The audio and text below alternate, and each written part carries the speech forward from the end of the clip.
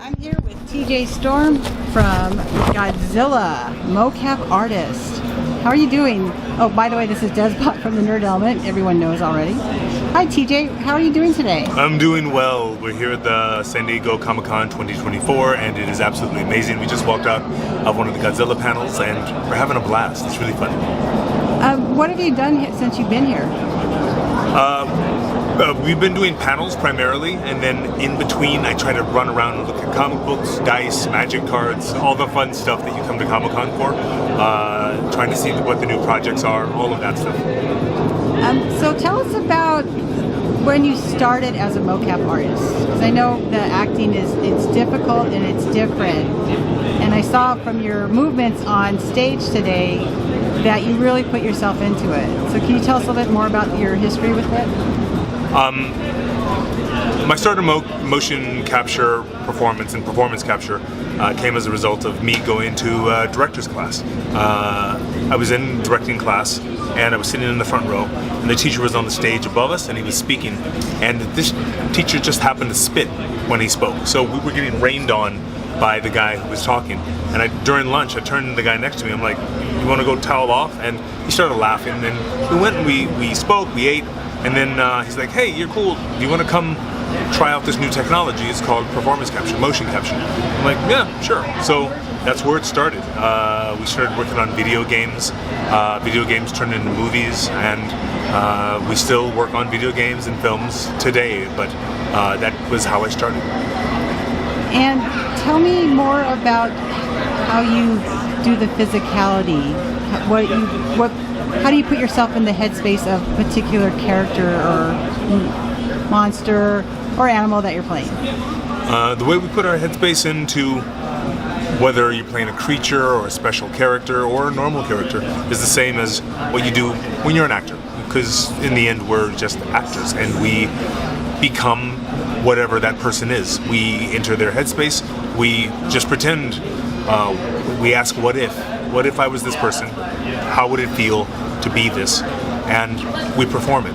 When it becomes bigger than life or more than human, we have to go deeper. We have to do research.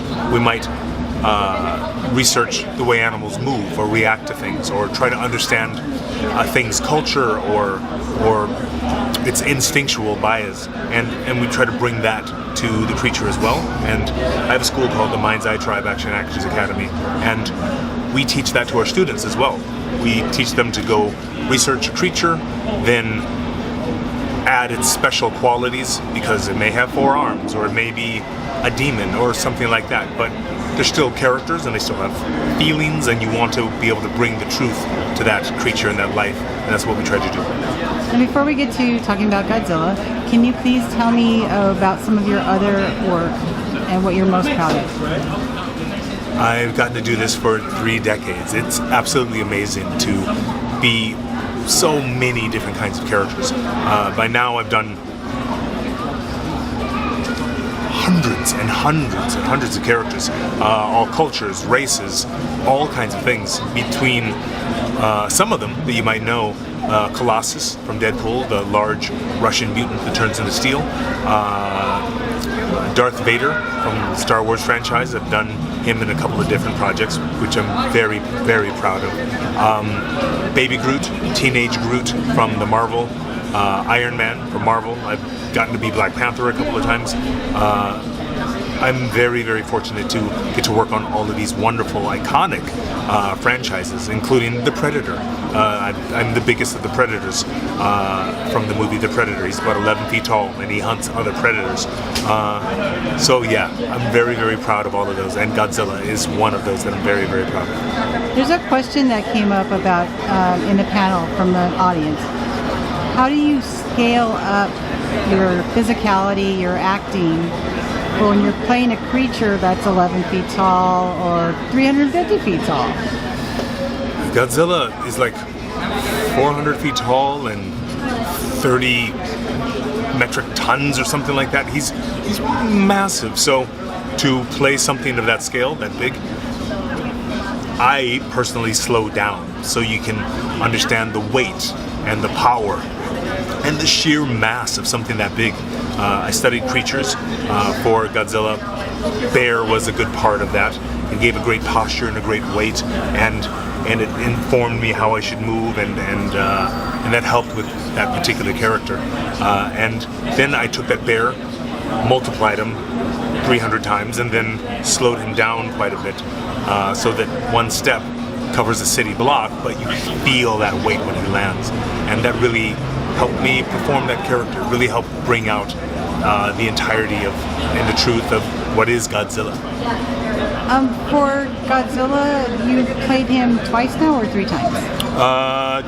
Twice. I played him in Godzilla 2019, and I played him in Godzilla King of the Monsters. And working with Adam Wingard on the second one, right? No.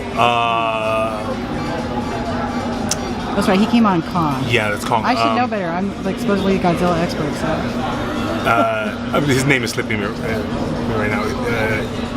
Gareth Warren, is it Gareth Gareth Evans Edwards? is the first one. And yeah, Gareth Edwards Edwards is the first one. Edwards, sorry. And then Edwards, and then Michael Dougherty? Michael No. Dougherty, thank you. Yeah. Yes, Michael Dougherty. Yeah, Michael Dougherty was the second director, and he was amazing. He loves the genre, and you can tell because it's an amazing movie. It's an amazing movie where monsters fight monsters, and it feels right. And it's just an absolute blast. So what is it like fighting Ghidorah? It's amazingly fun. The 3 performers that did the 3 heads of Ghidorah, they wrapped their arms around each other, and they mimicked Ghidorah's movements, and it's a lot. You're fighting 3 enemies at the same time. Even though they have one body, those long serpentine heads, you have to get around all of that. And each one is a different personality, so it was absolutely a blast. And then when you did Baby Groot, you have to scale down. Mm-hmm. So how do you make yourself smaller? Because I didn't worry about the age, so I didn't worry about the size as much as I worried about the age. I wanted, at least what I did, to feel like a child and full of wonder and whimsy. So you get this small, quick movement that is indicative of a small Fey-like creature, or maybe a child who's exploring the world for the first time, and then you get these quick little steps because the size warrants a quicker step, as opposed to the slow speed of Godzilla. You have this quick weightlessness to your character, so I gave him an ectomorph's movement, and I shrunk my movements down a little bit, and I sped them up a little bit so I could have a look around and give you a sense that you're looking at something that is newer into the world. I have a question about awards for your acting. So I know that Andy Serkis has basically started a campaign to get mocap actors recognized as actors, just like there's a campaign to get stunt actors recognized as actors and get them their awards. Where do you stand with that? We are actors, whether they recognize us or not. It's nice to be recognized. It's nice to have the awards when you get them. Even when you get those awards, there's still a political process that has to take place, and that's great. But I still salute all of the people, both in front and behind the camera, because there's hundreds for every one of us. There's 10 artists sitting at a computer working on the technology and the art that makes what we do possible. So we can't celebrate one of us without celebrating all of them. And I think that's important to be aware of. And I want to shout out to them and put a little spotlight on all of those artists, the concept artists that create the creature, the modelers that make the digital model that we will inhabit and start to make move eventually, the texture artists, the colorers, the riggers. Riggers allow those models to move. We can't move without the riggers rigging the bones and the joints into the model. It's a lot of processing, and it's a lot of talent and engineering and art, and all of those people are absolutely necessary to allow us to do what we do. And my last question for you, you mentioned in the panel that you worked on Godzilla and then you went off and did a bunch of other things, and then the movie finally comes out and you're like, oh yeah, that's neat. What are you working on now, and when can we see it? And how many projects will be in between before we see the next thing? I think they're announcing some of those projects now. I can't announce them because they're not official yet. I don't know what they know, but they're being announced here. So they're coming out soon, and we're working on stuff even now. Our union, SAG-AFTRA, just started a strike today, literally today. It's the video game strike. against AI. We're fighting against companies using our movement to feed their AI and cut us out. They want to cut out artists and have the computers learn how humans move so that they can do it without us. I don't think that's right, at least not without being properly compensated and having our permission to do it. Right now, they can do it without our permission. So we're taking the fight to them, and we're serious about it, and that's why we're striking on the video game side.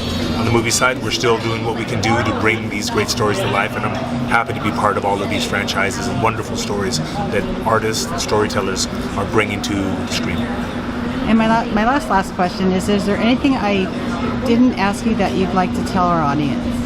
Well, if you're interested in learning performance capture acting or action acting, acting for film or television or video games, and doing the kind of acting sci-fi or fantasy or action or horror, you can join us at the Mind's Eye Tribe Action Actors Academy. Mind'sEyeTribe.com is online, and we teach people swords, tactical, creature performance. I do that when I'm not on stage somewhere shooting, and it's wonderful to watch new artists and seasoned artists get new skills so that they can enter these worlds and tell those kind of stories, and I hope that you will join us as well. Thank you so much for your time. Again, I'm Desbot from the Nerd Element. I've been speaking with TJ Storm, excellent mocap artist. I'm not just saying that because he played Godzilla a couple times. He's really, really good. Check him out. Thank you so much.